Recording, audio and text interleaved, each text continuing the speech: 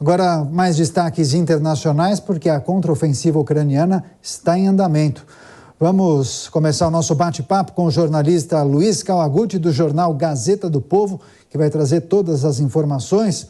Kawaguchi, seja muito bem-vindo. Conta pra gente, quais foram as últimas movimentações no campo de batalha, hein? Obrigado, Daniel. Boa noite, telespectadores.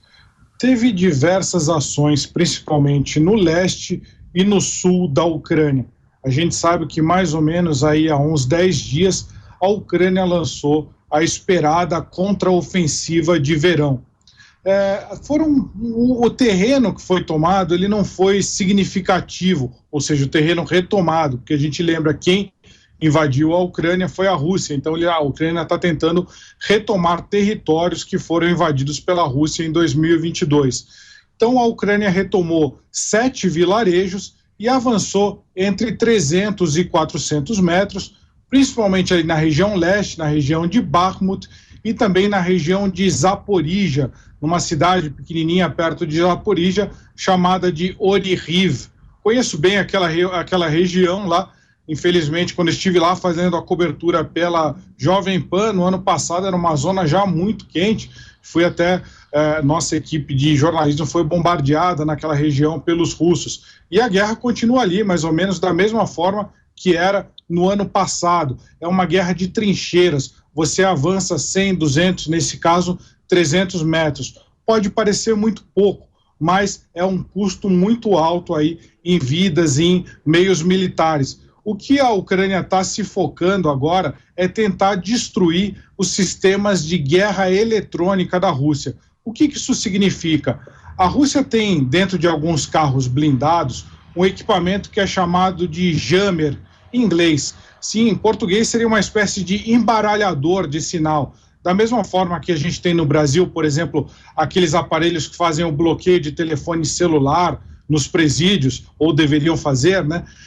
Lá na Ucrânia, você tem a Rússia que usa esse embaralhador de sinal, e os ucranianos eles não conseguem usar os drones deles para atacarem as tropas russas, e principalmente eles têm dificuldade de usar aqueles mísseis teleguiados, que a gente já falou bastante aqui no FEST, chamados de HIMARS. Eles chegam a mais de 80 quilômetros de distância e são armas de altíssima precisão. Então é muito difícil, os russos eles estacionam esses aparelhos eletrônicos bem na linha de frente para impedir a guerra eletrônica dos ucranianos. Então os ucranianos têm que ir lá com tropas de infantaria para tentar identificar e destruir esses blindados específicos que fazem essa guerra eletrônica. Como que eles fazem isso? Eles mandam aqueles drones pequenininhos, os mesmos que a gente consegue comprar, por exemplo, pela internet, e eles ficam observando. Quando o drone cai no chão porque perde o sinal, eles falam, por ali tem um blindado, tem uma central de guerra eletrônica russa. E aí eles mandam os seus soldados a pé para tentar destruir esse blindado, aí com bazucas, com lançadores de granada. É uma fase muito difícil da guerra. Só depois que eles conseguirem destruir esses blindados é que provavelmente eles vão conseguir avançar mais, usando os seus mísseis de precisão, que são fornecidos pelo Ocidente, ou então usar os seus drones, que eles têm numa quantidade muito grande. Então, a guerra está muito ativa, só que o ganho de terreno está muito devagar por enquanto. Se a gente comparar com a contraofensiva do ano passado, também foi assim. Ficou uns 2 meses assim de toma uma cidade, toma outra, e só depois que a ofensiva deslanchou. Provavelmente a gente vai ver isso esse ano também. Tem um outro episódio, Kawaguchi, porque em Kremina, que fica no leste da Ucrânia, mais de 100 soldados russos que esperavam para assistir um discurso de um general foram mortos em um ataque de mísseis ucranianos. Já se sabe o que aconteceu? Loucura, parece um pouco de incompetência, Daniel, porque tinha uma divisão inteira. Você está falando aí de milhares de soldados, eles estavam esperando chegar o general deles para ele dar um discurso de incentivo e aí eles iriam atacar os ucranianos. Só que esse general atrasou. E eles ficaram horas lá em formação, esperando num lugar mais específico, ou seja, muitas tropas concentradas, e aí os ucranianos descobriram. Aquilo vira o que a gente fala no jargão militar de um alvo compensador.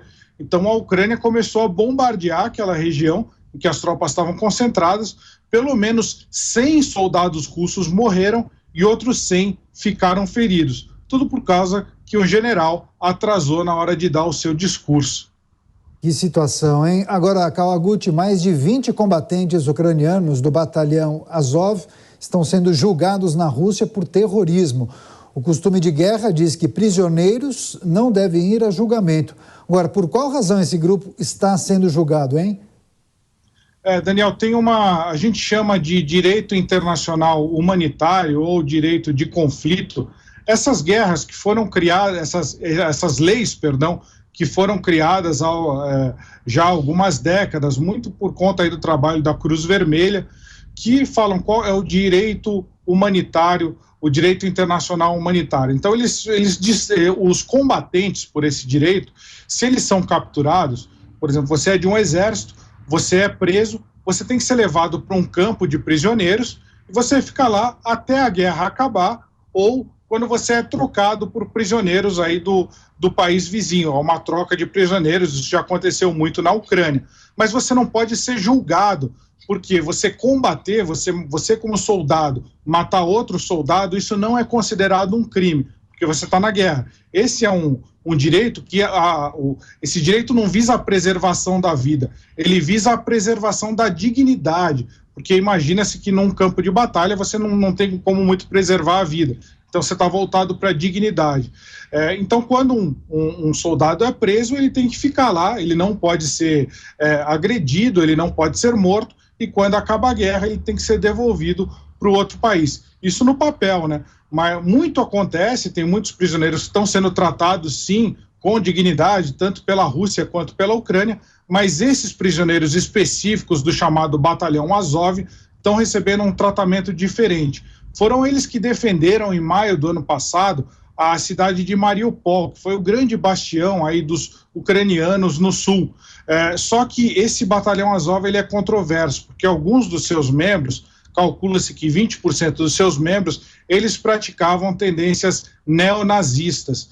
Então, os russos estão falando, esse batalhão inteiro é neonazista, vamos julgar eles como se eles fossem terroristas. Sim, é verdade que alguns membros do batalhão Azov, eles tinham ligação com o neonazismo, só que os russos usam isso para falar que a Ucrânia inteira seria um país neonazista. Isso sim é uma grande mentira. Eles chegaram a acusar até o presidente Volodymyr Zelensky, que é judeu, de ser nazista. Isso é uma propaganda de guerra. Assim que você convence um russo pacífico, você tem que fazer a conscrição, chamar os russos para lutar à força e falar, vamos lá invadir aquele país vizinho que sempre foi pacífico, sempre foi nosso amigo, vamos lá trucidar a população deles.